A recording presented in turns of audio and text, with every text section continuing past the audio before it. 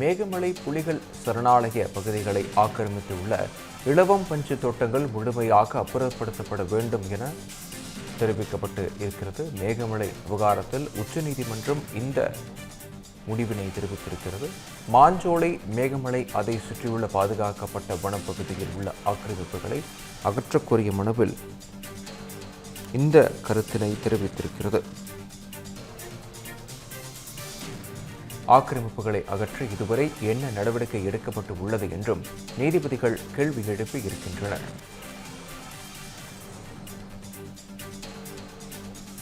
மேகமலை புலிகள் சரணாலயம் பாதுகாக்கப்பட்ட வனப்பகுதிகளில் உள்ள ஆக்கிரமிப்புகளை முழுமையாக அகற்ற வேண்டும் என்று தெரிவிக்கப்பட்டு இருக்கிறது.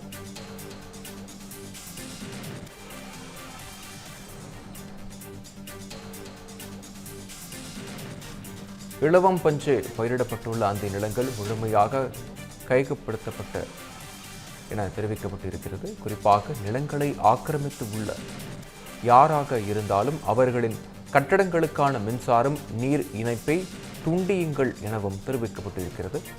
ஆக்கிரமிப்புகளை கட்டுப்படுத்த முடியவில்லை என்றால் துணை இராணுவ படையை பாதுகாப்புக்கு அனுப்ப வேண்டியது வரும் என்றும் தெரிவிக்கப்பட்டு இருக்கிறது. மேகமலை புலிகள் சரணாலய பகுதிகளை ஆக்கிரமித்துள்ள இலவம் பஞ்சு தோட்டங்கள் முழுமையாக அப்புறப்படுத்தப்பட வேண்டும் என தெரிவிக்கப்பட்டு இருக்கிறது. மாஞ்சோலை, மேகமலை, அதை சுற்றியுள்ள பாதுகாக்கப்பட்ட வனப்பகுதியில் உள்ள ஆக்கிரமிப்புகளை அகற்றக் கோரிய மனுவில் இது தெரிவிக்கப்பட்டிருக்கிறது. இது குறித்த கூடுதல் விவரங்களை வழங்க இணைகிறார் எமது மூத்த துணை ஆசிரியர் ஜோ மகேஸ்வரன். விவரங்கள்.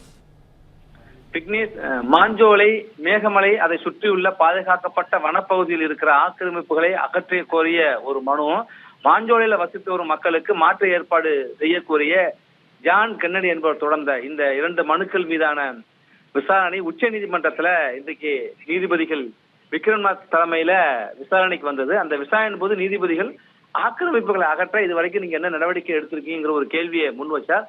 தமிழக அரசு தரப்பில் ஆஜரான வழக்குரைஞர் ஜெய்தீப் குப்தா, மேகமலை புலிகள் சரணாலய வனப்பகுதியில 4600க்கும் மேற்பட்ட குடும்பங்கள் அங்க வசித்து வர்றாங்க.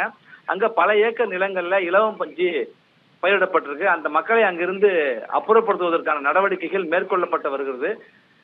அவர்களிடமிருந்து சில குடும்பங்கள் பல தலைமுறைகளாக அந்த பகுதியிலேயே வசித்து வர்றாங்க. எனவே அவர்களுக்கான மாற்று ஏற்பாடுகள் செய்யப்பட்டு அதற்கு பின்னாடி அங்கிருந்து அவர்களை வெளியேற்றுவதற்கான நடவடிக்கையை எடுத்திருக்காங்க. அதே போல பழங்குடியினர் மட்டுமல்ல, 100 ஆண்டுகளுக்கு மேலாக அங்க வசித்து வர்றவர்களுக்கும் சில தளர்வுகள் தேவைப்படுது. அதனையும் கருத்தில் கொண்டு இந்த பாதுகாக்கப்பட்ட வனப்பகுதியில இயங்கி வந்த விடுதிகளையும் முழுமையாக மூடப்பட்டிருக்கு. ஆக்கிரமிப்பு இடங்களை கண்டறிந்து உரிய நடவடிக்கை எடுக்கப்பட்டு வருகிறது. இந்த ஆக்கிரமிப்புகள் எல்லாம் முழுமையா அகற்றுவதற்கு கொஞ்சம் கால அவகாசம் தேவைப்படுகிறது. இன்னும் ஒரு 3 மாத கால அவகாசம் வேண்டும் என்று அரசு தரப்புல குறிப்பிட்டிருந்தாங்க. வாதங்களை முன் வச்சாங்க. அதற்கு நீதிபதிகள் பாதுகாக்கப்பட்ட ஒரு வனப்பகுதியில் உள்ள விடுதிகளை மூடினால் மட்டும் போதாது, அந்த விடுதிகளை எல்லாம் முற்றிலுமாக இடித்து அங்கிருந்து ஆக்கிரமிப்புகளை முற்றிலுமாக அப்புறப்படுத்தணும். அதே போலவே இலவம் பஞ்சு பயிரிட்டுள்ள அந்த பகுதி நிலங்களை முழுவதுமாக அது ஆக்கிரமிப்பாக தான் இருக்கு. அந்த ஆக்கிரமிப்புகள்லாம் அகற்றி இலவம் பஞ்சு தோட்டங்களையும் முழுமையாக அந்த இடத்துல இருந்து அகற்றணும். ஏனென்றால் இந்த பஞ்சு தோட்டங்கள்ல தான் பணிபுரிவதற்காக வேலையாட்கள் குடியமர்த்தும் நடவடிக்கைகள் வந்து அதிலிருந்து தான் ஆக்கிரமிப்பு என்பது தொடங்குகிறது. எனவே இந்த விஷயத்துல எந்த சலுகையும் காட்டக்கூடாது. பாதுகாக்கப்பட்ட புலிகள் சரணாலய பகுதியில் இருக்கிற இந்த தோட்டங்கள் முழுமையாக அப்புறப்படுத்தப்பட வேண்டும். எந்த மாற்றமும் இருக்கக்கூடாது. இதுல தேவைப்பட்டால் இராணுவத்தை கூட, துணை இராணுவ படையை கூட பாதுகாப்புக்கு அனுப்ப வேண்டி வரும் என்று நீதிபதிகள் குறிப்பிட்டாங்க.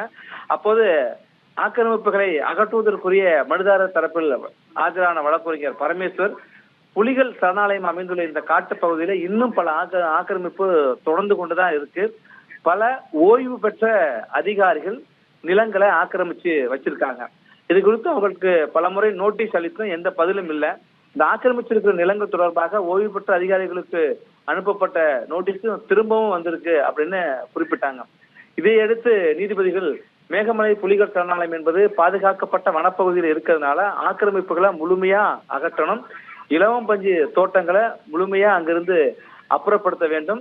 முக்கியமான ஆக்கிரமிப்பு காரணமானவர்களே இந்த தோட்ட உரிமையாளர்கள் தான் என திட்டவட்டமாக தெரிவித்த நீதிபதிகள் நிலங்களை ஆக்கிரமித்துள்ளவர்கள் யாராக இருந்தாலும் அவர்களுடைய கட்டிடங்களுக்கான மின்சாரத்தையும் குடிநீர் இணைப்பையும் உடனடியாக துண்டிக்க வேண்டும் என்று அறிவுறுத்திருக்காங்க. இதை அடுத்து மேகமலை புலிகள் சரணாலயம் மற்றும் அதை சுற்றி இருக்கிற பாதுகாக்கப்பட்ட வனப்பகுதியில் இருக்கிற ஆக்கிரமிப்புகளை அகற்றுவது தொடர்பான நடவடிக்கைகளை இந்த என்ன வரைக்கும் எடுத்திருக்கீங்கிற அந்த அறிக்கையில 2 வார காலத்திற்குள்ள நீதிமன்றத்துல தாக்கல் செய்யணும்னு சொல்லி வழக்கு விசாரணையை வருகின்ற செப்டம்பர் 8ஆம் தேதிக்கு ஒத்தி வச்சிருக்காங்க. விவரங்களுக்கு நன்றி ஜோ மகேஸ்வரன்.